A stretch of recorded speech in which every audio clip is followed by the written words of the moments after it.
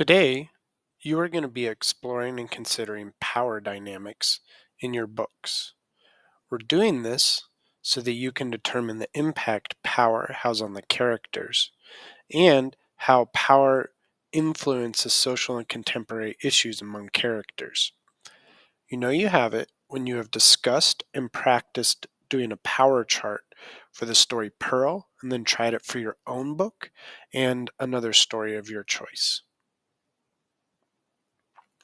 As we read, it is important to consider who has the power in your books and who doesn't have the power. And why is it this way? Does it have to be this way, or what factors are going into this? To map power, readers must consider power systems and issues that give or deny power to characters. So these are things like racism, ageism, classism, sexism, group versus individual. Those power systems and issues can either take away power or give power to different characters. You also want to consider power dynamics, how characters interact with each other, and how power shows up in their relationships. This is a great way to think about power dynamics is in your family and who has the most power and why. The third thing is sources of power. Where is the character's power coming from? Is it coming from their job, their role in society? Maybe they're just overconfident and that gives them power. These are the three areas and things you need to consider when you're thinking about power in your books, but also just in life. I want to introduce to you something called the Wheel of Power and Privilege. The way that this wheel works is that the closer you are to the center, the more power you have. But the further away from the center that you get, the less power that you have. And this wheel is broken up into these different categories. Oops, sorry about that. So let's consider, for example, education, or it says over here formal education. As an adult, this doesn't really apply as a kid, but as an adult, if you have graduated college, meaning post-secondary, you finished post-secondary, you have more power. You're closer to the middle right here. If you've only finished high school, you have some power, but not as much as if you've finished college. And as an adult, if you've only gone through elementary, you don't have very much power. So you're far away from the center in the formal education part. Let's think about another one, wealth. So wealth is over here. If you have a lot of money, if you're rich, you have more power. So you're closer to the center. If you're the middle class, you have some money, but not a lot. You are in the middle, right here. You're not close to the power, but you're not far away from it either.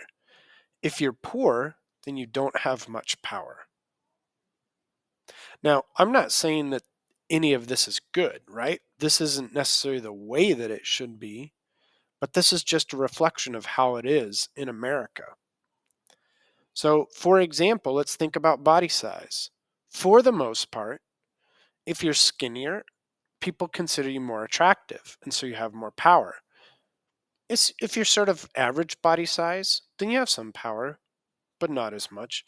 But if you're bigger, you tend to have less power. If you're overweight, for example, you tend to have a little bit less power because you're considered less attractive. So you're further away from the power. There are lots of different categories to consider this power and privilege chart. And you can see they're all listed there. I want you to come back to this chart later when you're making something called a power chart. Right now, we're going to watch a short story by Pixar. And while we watch this, I want you to pay attention to any situation that shows power dynamics between different characters.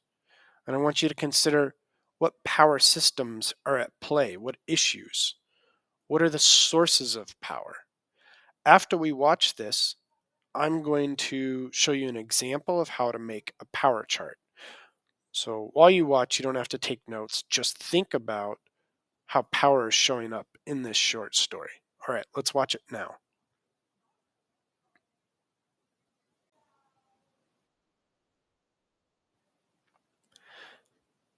Now I want to show you how to make a power chart based on Pearl, the power in Pearl. So when you're making a power chart, the center line right here where these sticky notes are the events in the story. You don't have to use sticky notes. You can just draw little boxes on yours. But you list the different events. And for each event, you list above the line who has more power and why they have more power. What is it that gives them more power?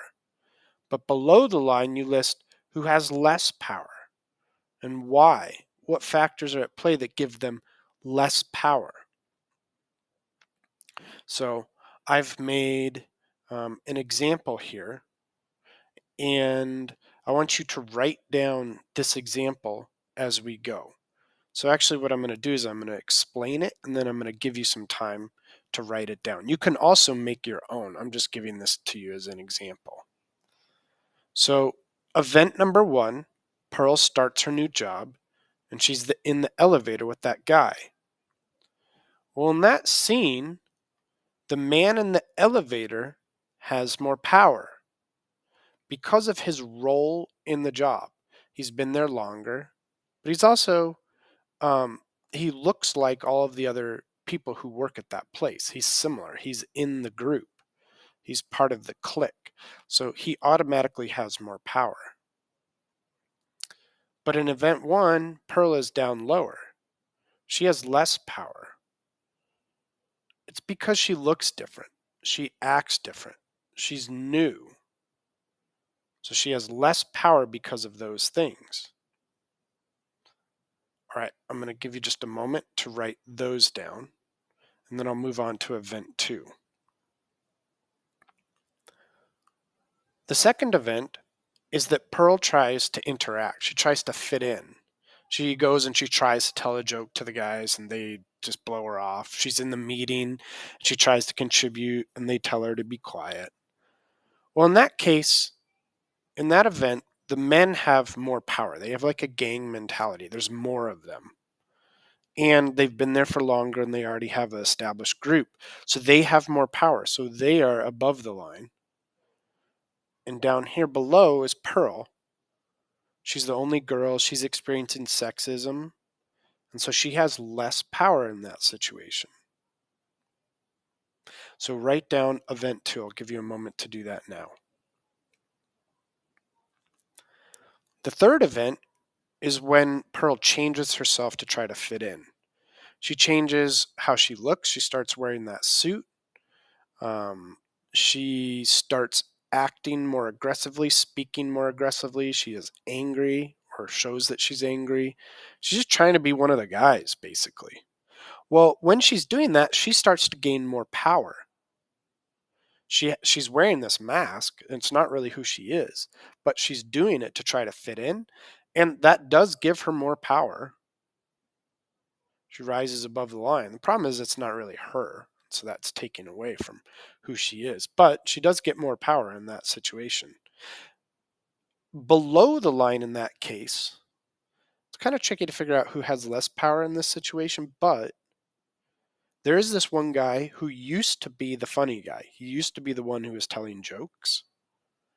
Now people don't consider him as funny anymore. He gets sort of pushed off to the side, so he gets less power there since Pearl stepped into that role.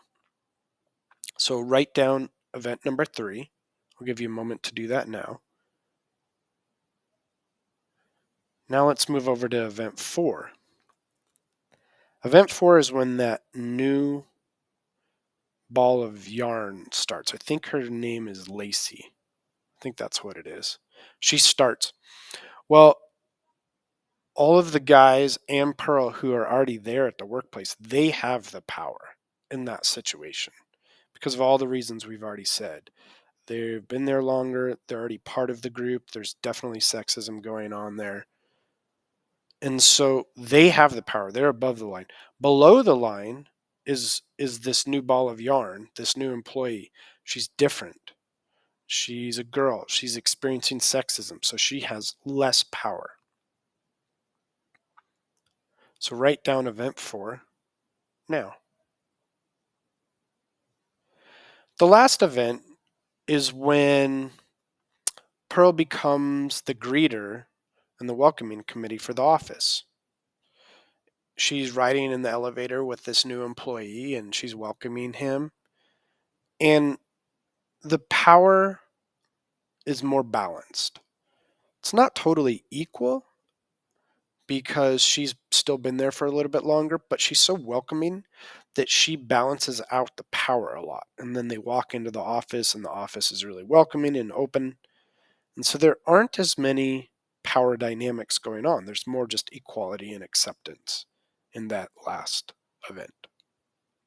So I'll give you some time to fill out event 5.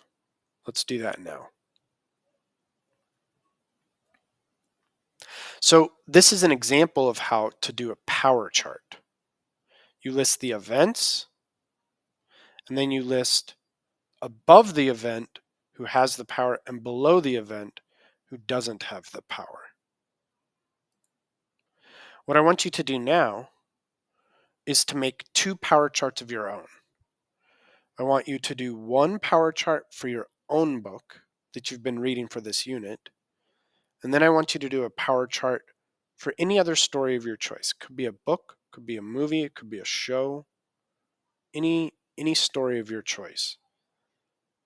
On both of them, I want you to choose at least 5 of the most significant events that happen in that story. And then I want you to plot the power, just like we have done for Pearl. If you can, add direct quotes. That can help make your work even more advanced when you're adding quotes to show the power dynamics. You're going to do this in that packet that I passed out to you. And this packet will be due either at the end of this class or at the beginning of next class. If you need more time, you can take it home. Otherwise, I'm going to collect it at the end of the period today. All right, let's get to work.